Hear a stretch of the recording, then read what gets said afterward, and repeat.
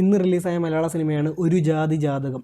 അരവിന്ദൻ്റെ അതിഥികൾക്ക് ശേഷം എം മോഹനൻ സംവിധാനം ചെയ്ത് വിനീത് ശ്രീനിവാസൻ നായകനായി വരുന്ന സിനിമയാണ്. ഇതിൻ്റെ ട്രെയിലർ എനിക്ക് ഭയങ്കരമായിട്ട് വർക്കായി. കുറേ നാളിന് ശേഷം മലയാളത്തിലൊരു നോൺ സെൻസിക്കൽ, ഒരു ത്രൂ ഔട്ട് കോമഡി സിനിമ വരുന്നു എന്നൊരു പ്രതീതിയാണ് എനിക്ക് കിട്ടിയത്. മൊത്തത്തിൽ social media full positive response ആണ് ഇതിൻ്റെ ട്രെയിലറിന്.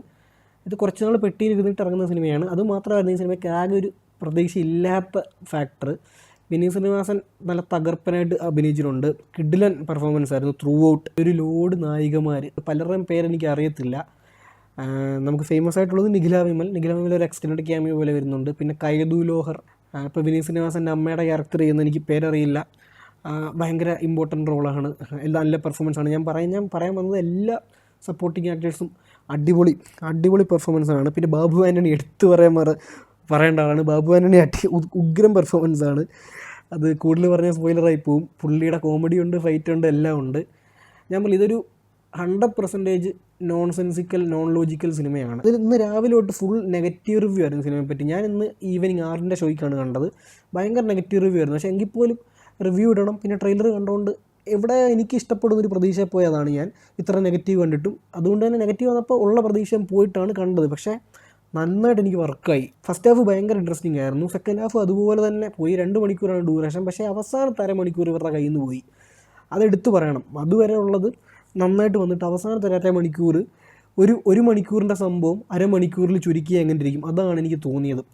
റൈറ്റിംഗ് ഭയങ്കര വീക്കായിരുന്നു ആ പോർഷനിൽ. അത് എടുത്ത് പറയണം, ഭയങ്കര വീക്കാണ്. കോമഡി വർക്കാവുന്നുണ്ടെങ്കിൽ പോലും റൈറ്റിംഗ് ഒരു സുഖമില്ല. സ്ക്രിപ്റ്റ് ഇല്ലാതെ ചുമ്മാ ഷൂട്ട് ചെയ്തൊരു ഫീലായിരുന്നു. ഈ നെഗറ്റീവ് വരാൻ കാരണം എനിക്ക് തോന്നുന്നത്, ഇപ്പം ഇതൊരു ഓൾഡ് സ്കൂൾ കൈൻഡ് ഓഫ് സിനിമയാണ്. എനിക്ക് ആ ജോണർ ഭയങ്കര ഇഷ്ടമാണ്. നിങ്ങൾക്ക് ആ ഒരു ജോണർ ഇഷ്ടമാണ്, നിങ്ങൾ ഇതിന് പോയി ധൈര്യമായിട്ട് കയറി ടിക്കറ്റ് എടുത്തു. എല്ലാ കാര്യത്തിലും പൊളിറ്റിക്കൽ കറൻസ് കണ്ടെത്തുന്ന ആൾക്കാർക്ക്, അങ്ങനെയുള്ളവർക്കൊന്നും ഇത് ഇഷ്ടപ്പെടത്തില്ല.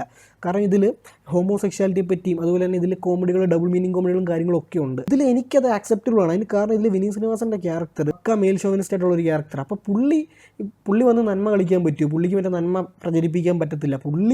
അല്ലെങ്കിൽ പുള്ളിയുടെ സറൗണ്ടിങ്, പുള്ളി അങ്ങനെ ആക്കുന്നത് പുള്ളിയുടെ സറൗണ്ടിങ് ആണ്. അപ്പോൾ ക്യാരക്ടേഴ്സ് അങ്ങനെയാണ്. എല്ലാത്തിലും പൊളിറ്റിക്കൽ കറക്റ്റ്നസ് കണ്ടെത്തുന്ന ആൾക്കാർക്ക് ഇത് ഇഷ്ടപ്പെടത്തില്ല. ഇപ്പോൾ കഴിഞ്ഞ ദിവസം തന്നെ പ്രേമലു സിനിമയെ പറ്റി ഒരു അമ്മായി ഇരുന്ന് പറയുന്നത് കേട്ടായിരുന്നു. അതിലെ ക്ലൈമാക്സും മറ്റേതും മറിച്ചതെന്നൊക്കെ പറഞ്ഞ് സിനിമയായിട്ട് കാണാതെ ചുമ്മാ എല്ലാ കാര്യത്തിനും വന്ന് എന്തെങ്കിലും പറഞ്ഞാൽ 4 ആൾ അറിയുമെന്ന് കരുതി പട്ടിഷോ കാണിക്കുന്നവർക്ക് ഇത് ഇഷ്ടപ്പെടാൻ ചാൻസ് ഇല്ല.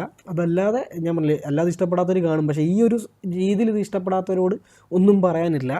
എനിക്ക് പേഴ്സണലി ഇത് വർക്കായ സിനിമയാണ്. നിങ്ങൾക്ക് ചിലപ്പോൾ വർക്കാവാതിരിക്കാം. പക്ഷേ ഇങ്ങനത്തെ കാരണങ്ങൾ കൊണ്ട് ഇത് വർക്കാവാതിരിക്കുന്നതിലും ഭേദം നിങ്ങൾ ഈ സിനിമയ്ക്ക് കയറാത്തതാണ്.